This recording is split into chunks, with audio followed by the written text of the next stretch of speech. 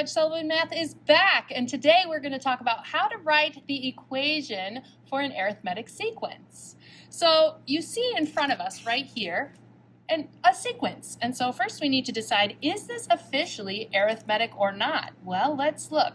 How do we get from the next term to the following one? Well, each time we are adding a -6.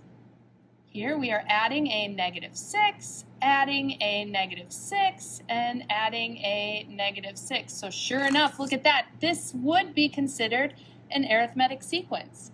So if we wanted to write the equation for that, we know that the equations are going to be y is equal to, and then whatever our common difference is, and in this case our common difference is -6.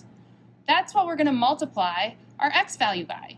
So it is -6 times x. We may or may not be done at this point. If we checked it, we would say, well, our first term is worth a +22. So is 1, because that would be our x value, is 1 times -6 22? No, it is not.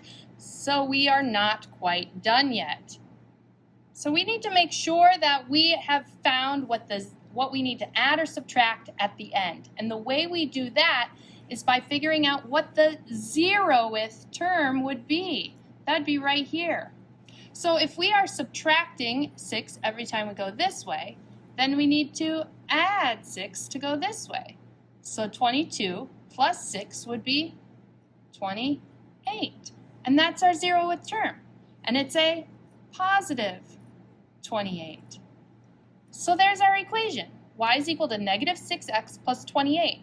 And if we check that again, plug in 1 for x, that would be -6 times 1, which is -6, plus 28. Yeah, that is indeed 22. So we found the right thing. Just another way that you could write this is in sequence notation. Y is the same thing as a sub n, and then x would be the same thing as n.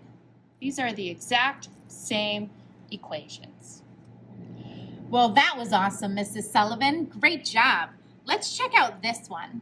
So like Mrs. Sullivan said, we need to make sure that the sequence we're dealing with is arithmetic. So I'm going to check if there is a common difference.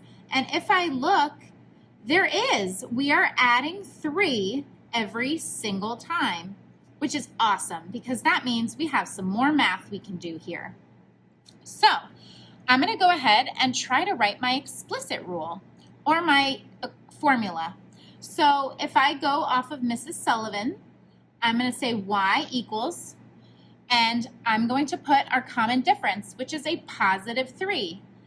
That's going to get multiplied by x, remembering that x is the position in the sequence, and our common difference, our 0th term, which we don't know quite yet, because if we look, we have to always check that we have a 0th term by going backwards in our pattern. So remembering from Mrs. Sullivan that this is our first term, if we checked our 0th term, well, we're adding 3 each time, so we would subtract 3, and interestingly enough, our 0th term is 0. So I could write a +0 on the end, but if we're fancy mathematicians, we know that that's the same thing as y equals 3x. So we have to be really careful we don't make a silly Sally here, because like Mrs. Sullivan's example, she had to check and make sure it worked. And if we check, we see that that 0 will work there. We could also try to write it in sequence notation if you prefer that. So we have a sub n is equal to 3 times n plus 0. But we don't have to write the +0. We can leave it just like that. And that's it. Not too shabby. If you found this video helpful, please like and subscribe.